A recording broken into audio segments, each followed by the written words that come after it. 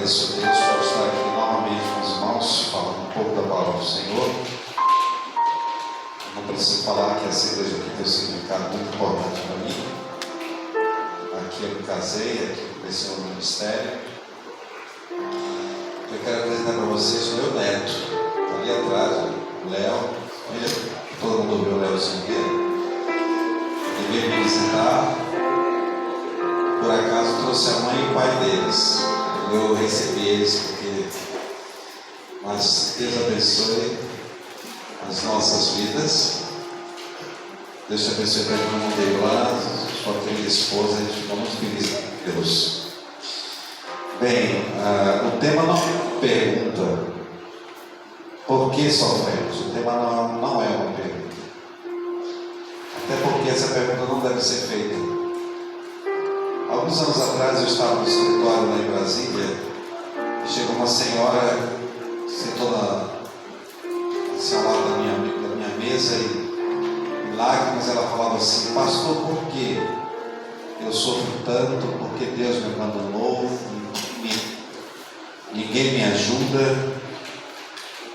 E eu disse: olha, Deus não te abandonou. Deus não abandona ninguém. Nós é que abandonamos o Senhor. E há um tempo atrás eu vi um comentário de uma personalidade religiosa aqui no Brasil, que ele dizia assim: nós não devemos perguntar por que, Senhor? A nossa pergunta deve ser: para que, Senhor? Que quando a gente quer questionar Deus, por que sofremos? Por exemplo, o problema que está acontecendo no Rio Grande do Sul, né? Às vezes nós somos tentados a perguntar: por que Deus? Isso, por quê? E aí nós estamos atribuindo responsabilidade a Deus. Ele é responsável disso aí. Então, a nossa pergunta não deve ser por quê, mas para quê. E nós queremos falar um pouquinho nessa manhã a respeito desse tema, que nós queremos entender por que o sofrimento existe, qual é a razão da existência do sofrimento e para que esse sofrimento existe. E quais são os planos de Deus ao permitir que haja sofrimento ou que soframos alguns problemas. Algum tempo atrás eu cantei um hino, mas não vou cantar agora porque o tocador não está aqui agora, depois eu canto. E ele dizia assim: eu pensava que o sofrimento meu era o maior do mundo porque sofria demais. Eu pensava que não encontraria o amor tão desejado, eu só queria paz. Porque um dia ouvi a voz de Deus que lhe dizia: vejo os tormentos seus, por mais que sofra o teu coração, por mais que volte a sofrer, há no mundo tanta gente chorando, sofrendo mais que você. E aí o autor termina dizendo o seguinte: hoje eu penso que o sofrimento meu é o menor do mundo, Cristo me socorreu. Hoje afirmo que a minha provação não vai matar a fé que há no meu coração. Porque um dia ouvi a voz de Deus que me dizia: vejo os tormentos seus, por mais que sofra teu coração, por mais que volte a sofrer, há no mundo tanta gente chorando mais, sofrendo mais que você. Eu cantarei no final. Bem, mas eu quero chamar a atenção de vocês para o texto do apóstolo Pedro, na sua primeira carta de Pedro, capítulo 4, e vamos fazer a leitura de alguns versículos desse capítulo. A partir do versículo 12, prestem bem atenção no que diz o apóstolo Pedro: amados, não estranheis o fogo ardente que surge no meio de vós, destinado a provar-vos como se uma coisa extraordinária vos estivesse acontecendo. Pelo contrário, alegrai-vos na medida em que sois coparticipantes dos sofrimentos de Cristo, para que também na revelação de sua glória vos alegreis exultando. Se pelo nome de Cristo sois criados, Bem-aventurados sois, porque sobre vós repousa o Espírito da glória de Deus. Não sofra, porém, nenhum de vós como assassino ou ladrão, ou malfeitor, ou como quem se intromete em negócios de outrem. Mas, se sofrer como cristão, não se envergonhe disso, antes glorifique a Deus com esse nome. Irmãos, eu entendo que essa mensagem pode ser um discurso muito fácil para quem está falando, mas difícil para ouvir por muita gente que está numa situação de sofrimento. Eu entendo isso. Para mim que estou falando é muito fácil, mas muita gente que está me ouvindo e que pode estar passando por um sofrimento, isso não é fácil, é duro. Essa mensagem é uma mensagem dura. Mas vamos fazer algumas reflexões nessa manhã. O que é sofrimento? O que é sofrimento? Eu fiz algumas pesquisas e encontrei um conceito técnico de sofrimento. Preste bem atenção a esse conceito de sofrimento. Sofrimento são experiências repulsivas. Observe só, são experiências repulsivas com emoção negativa e está geralmente associada a dor, tristeza, infelicidade, perda. Entenderam bem o que é sofrimento? É uma experiência negativa, repulsiva e que mexe com as emoções, e essas experiências estão associadas com dor, tristeza, infelicidade, perda.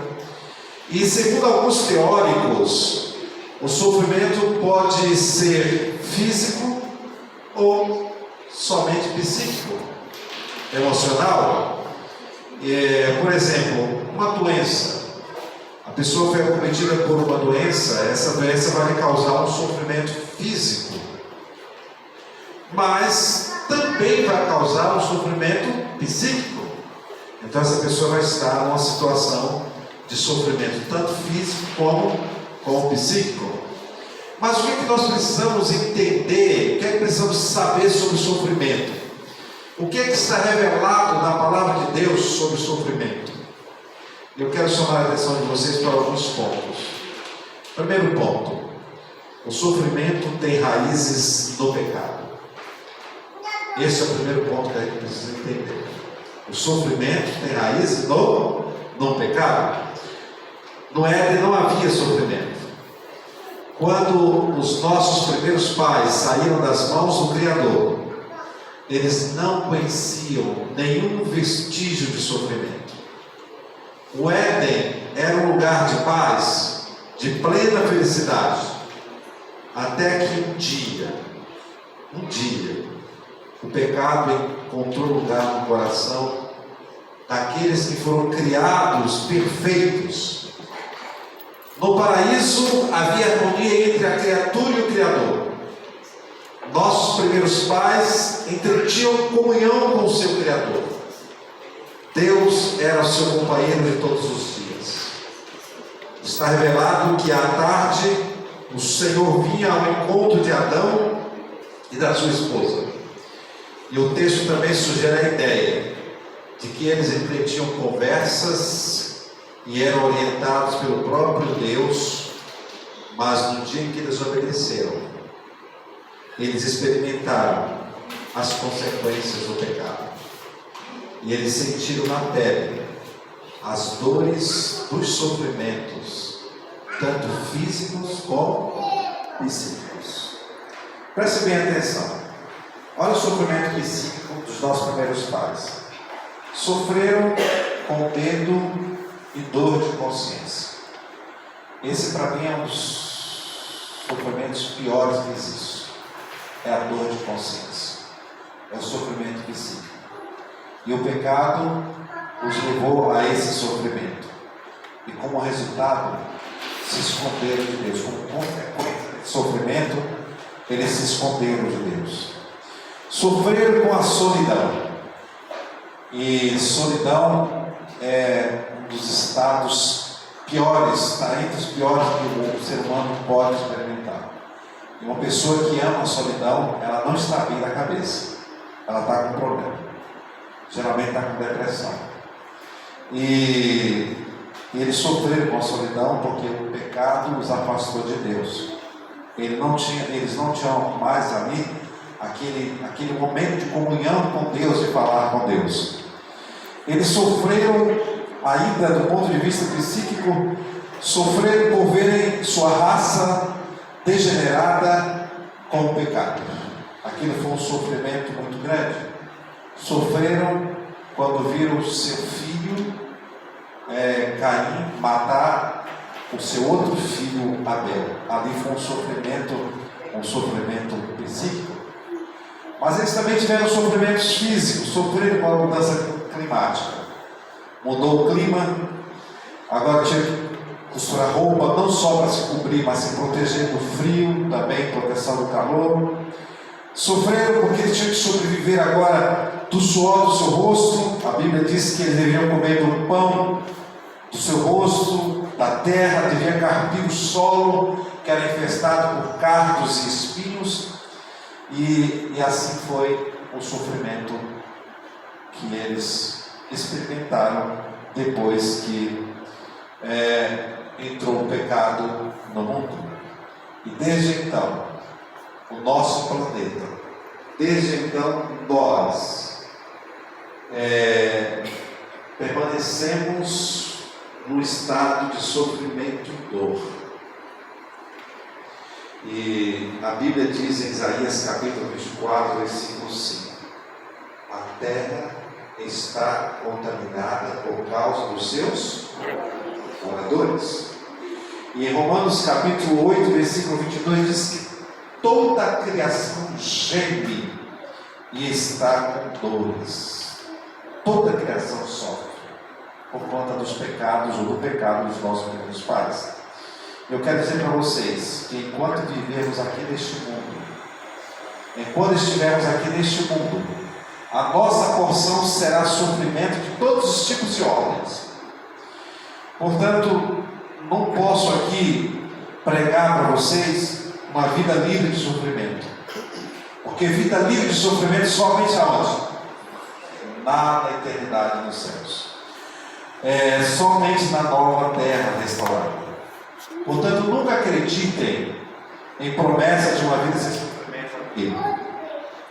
Até porque se isso fosse verdade, vamos analisar bem. Se fosse verdade, vida de sofrimento aqui agora, que importância teria o céu para nós? Para mim não teria nenhuma importância. Por que eu quero o céu? Eu quero o céu porque no céu não vai ter o quê? Sofrimento, não vai ter dor. E veja o que Ellen White diz. Tem um texto de Ellen White que diz assim, olha: não há fim ao conflito do lado de cá da eternidade. Nós estamos do lado de cá ou estamos do lado de lá? Estamos do lado de cá. Ela diz assim: não há fim ao sofrimento, ao conflito do lado de cá da eternidade. Não estaremos livres de sofrimento até que Jesus venha em glória. Vida sem sofrimento somente aonde? Na eternidade, só com o Senhor. O que mais precisamos saber sobre o sofrimento? O sofrimento pode ter resultados benéficos, mas parece até um paradoxo, né? Sofrimento e resultado benéfico, será que é verdade? Preste bem atenção. Esse texto aqui é de Ellen White, ela diz assim: cuidado de Deus por sua herança é incessante. Como é que é o cuidado de Deus por sua herança? Incessante. Ele não permite que sobrevenha a seus filhos nenhuma aflição que não seja essencial ao seu bem presente e eterno. Estranho, não é? Se nós não queremos viver uma vida de sofrimento, e aqui diz que Deus não permite que sobrevenham aflições a nós que não seja essencial. Logo, há sofrimentos que são essenciais a nós e que é para o nosso bem presente e eterno. O que podemos dizer sobre isso? Vamos fazer algumas considerações aqui. O sofrimento pode abater o orgulho humano? Pode ou não pode? Sim. Pode. Abre o coração. Muitas vezes permite que soframos para abater o nosso orgulho. Quantas pessoas que se sentem empoderadas pela riqueza, pelo cargo, pela profissão, pela religião, e tem que se curvar diante de sofrimentos. Não se curva diante de ninguém, mas quando chega o sofrimento, o que acontece com elas? Tem que se curvar. E descobrem que são seres humanos normais, são sujeitos às mesmas contingências reais dos seres humanos. E no sofrimento, elas então vão procurar amigos, procuram ajuda de pessoas que antes elas não as valorizavam, e até procuram a Deus. Pessoas assim. Então o sofrimento também serve para abater o orgulho humano.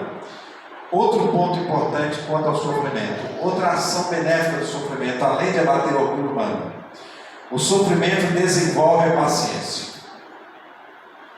E é bom deixar claro, ninguém nasce paciente. Como é que a criança vai logo que nasce?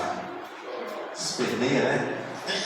Briga, chora, tudo falta de paciência. Então, portanto, a paciência não é algo inerente do ser humano. A paciência tem que ser exercitada. E o sofrimento pode desenvolver a paciência. Tem sido um método para exercitar a paciência, o sofrimento. Há pessoas que pensam que tudo e todos devem estar sempre à sua disposição. Não tem pessoas assim? Elas querem tudo agora e já. E acham que todos têm que estar à sua disposição. E elas não têm paciência de esperar, não têm paciência para adiar. E quando as coisas não acontecem do seu jeito, como é que elas fazem? O que elas fazem? Elas aprontam confusão. E aprontam contendas, provocam dificuldades no relacionamento. Porque elas entendem que tudo tem que ser aqui e agora. Não tem paciência para esperar. Mas o sofrimento leva a entender que tudo tem o seu tempo. Então, paciência. Olha o que diz a palavra de Deus na segunda carta de Paulo aos Coríntios, no capítulo 1, versículo 6. O texto diz assim, olha: se somos atribulados, é para a consolação e salvação de vocês. Se somos consolados, é para a consolação de vocês, a qual lhes dá paciência para suportarem os mesmos sofrimentos que nós estamos padecendo. Então aqui está um bem do sofrimento, né? Outro ponto também, o sofrimento faz muita gente mudar a visão de mundo. Tem um certo teórico da psicologia chamado Jung. Jung diz que há duas classes de pessoas com visões diferentes do mundo. Ele diz que há aqueles que são concentrados em si mesmos, em seus pensamentos, nos seus sentimentos, e eles são aqueles que pensam antes, e eles não conseguem viver a vida a não ser depois de entender a vida. Elas precisam pensar antes. Já tem um outro grupo de pessoas que se comporta de modo aberto. O interesse deles está voltado para o mundo externo, ou seja, para pessoas, fatos e objetos, e eles pensam depois. Eles querem primeiro experimentar para depois pensar, e não conseguem entender a vida a não ser depois de viver. Isso é uma teoria de Jung. E essa semana eu estava conversando com um irmão da igreja que mora em Brasília, e ele me dizia assim: meu pai, irmão, tem um problema sério. Meu pai só pensa depois que faz. Aí depois que ele age, que ele pensa, ele vai chorar, porque ele viu que o que ele fez estava errado. Ele não pensa nisso. Essa é a visão. E o sofrimento faz com que muita gente mude a sua visão de mundo. Observe, certamente essas pessoas que pensam assim, ao atravessar o vale do sofrimento, elas vão mudar a sua visão e comportamento. E elas são levadas a ver as coisas por outro prisma. Portanto, o sofrimento pode também, além de mudar a nossa visão de mundo, o sofrimento pode nos aproximar de Deus. Isso aqui é interessante. É no mar do sofrimento, quando as forças quase se esvaem, e o homem arrogante e rebelde, ele percebe que nada pode fazer por si mesmo, então eles, humilhados, eles recorrem àquele que tem todo o poder. E foi assim com os discípulos no mar da Galileia. Eles lutaram sozinhos. Lutavam de um lado, lutavam de outro, até que perceberam que o seu mestre estavam ali. E o que eles fizeram quando viram que ia morrer? Clamaram: mestre, o Senhor não está vendo que nós estamos sofrendo, vamos morrer? Então o sofrimento levou os discípulos de Jesus a procurá-lo no momento de dificuldade. Queridos irmãos, 1 de Pedro capítulo 4, versículo 12, nós já lemos, e eu quero reler o texto. O texto diz assim: olha, amados, não se surpreendam com o fogo que surge entre vocês para os provar, como se algo estranho lhes estivesse acontecendo. Então, quando vier o sofrimento, não pergunte: por que, Senhor, eu estou sofrendo? Mas pergunte: para que, Senhor, eu estou sofrendo? Em Hebreus capítulo 12, versículos 10 e 11, veja o que diz o texto sagrado: nossos pais nos disciplinavam por curto período, segundo lhes parecia melhor, mas Deus nos disciplina para o nosso bem, para que participemos de sua santidade. Nenhuma disciplina parece ser motivo de alegria no momento, mas sim de tristeza. Mais tarde, porém, produz fruto de justiça e paz para aqueles que por ela foram exercitados. E vejam, Jó capítulo 23, versículo 10, diz assim, Jó 23, 10: mas ele conhece o caminho por onde anda. Se me puser à prova, aparecerei como ouro. Para mim esse texto é muito maravilhoso. Ele sabe o caminho que anda, e se ele me pôr à prova, como é que eu vou aparecer? Como ouro. O que acontece com o ouro? Ele é posto na prova, no fogo, e depois ele é purificado, ele é refinado, tira todas as arestas, todas aquelas porcarias que está lá naquela pedra preciosa, e se torna um ouro puro.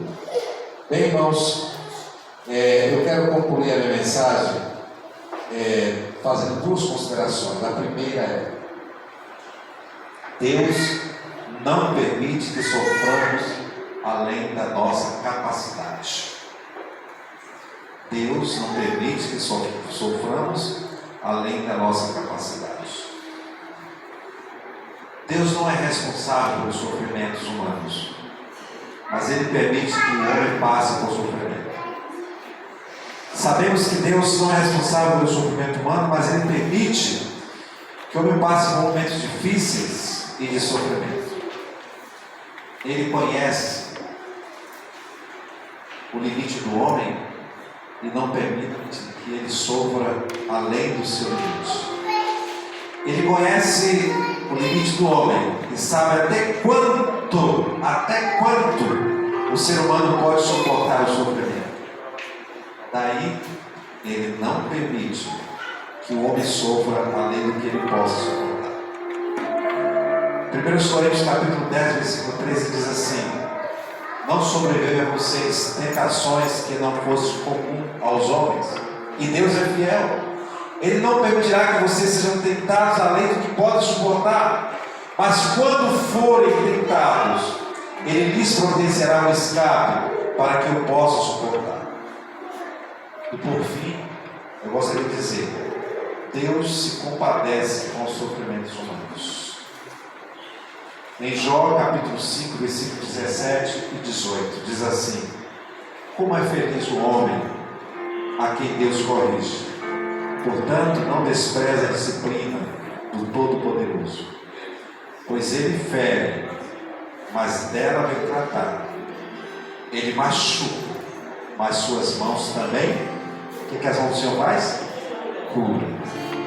E é isso que a gente precisa entender a respeito do sofrimento. E por fim, quero dizer para vocês que o sofrimento terá um fim. Por fim, o sofrimento terá um fim. Há esperança para os sofredores. Romanos capítulo 8, versículo 18 diz assim: considero que os nossos sofrimentos não podem ser comparados com a glória que em nós será revelada. Então, tem uma glória superior aos nossos sofrimentos. Apocalipse 21, versículo 4: e Deus limpará dos seus olhos toda lágrima. Não haverá morte, não haverá pranto, não haverá clamor nem dor, porque já as primeiras coisas passaram. Tiago 1, versículo 12: feliz é o homem que persevera na provação, porque depois de aprovado, receberá a coroa da vida que Deus prometeu aos que o amam. Queridos, meu desejo nesta manhã é que nós possamos entender, como diz Ellen G. White, que as provações, que os sofrimentos são parte da educação recebida na escola de Cristo. Para quê? Para purificar os filhos de Deus da escória do que é terreno. Provas e obstáculos são os seus métodos escolhidos de disciplina e as condições por eles indicadas para o êxito. Não raro, permite que o fogo da aflição os abrace a fim de serem purificados. E eu desejo que a graça e a paz do Senhor possam nos trazer conforto nos momentos de aflição, nos momentos de sofrimento.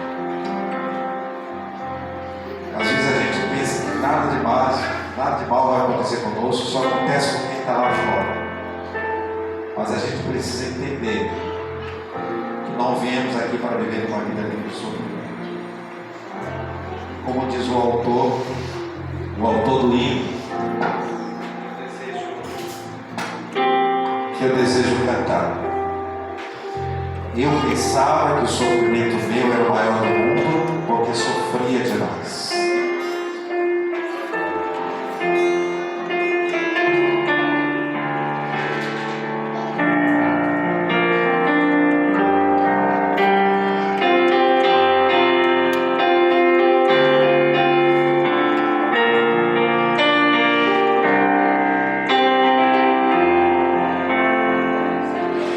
Eu pensava que o sofrimento meu era o maior do mundo, porque sofria demais. Eu pensava que não encontraria o amor tão desejado.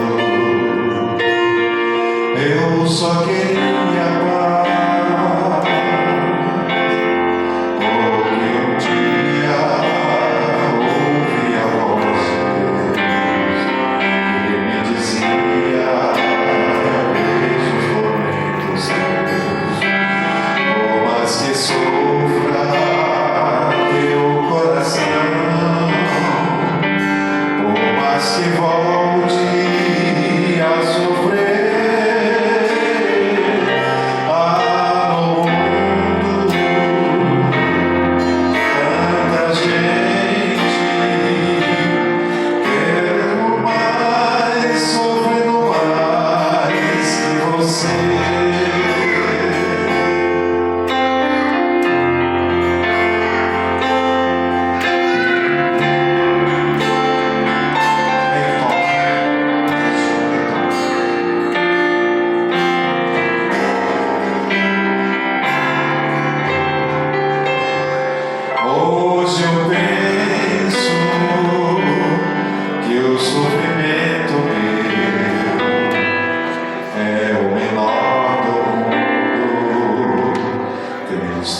socorrer.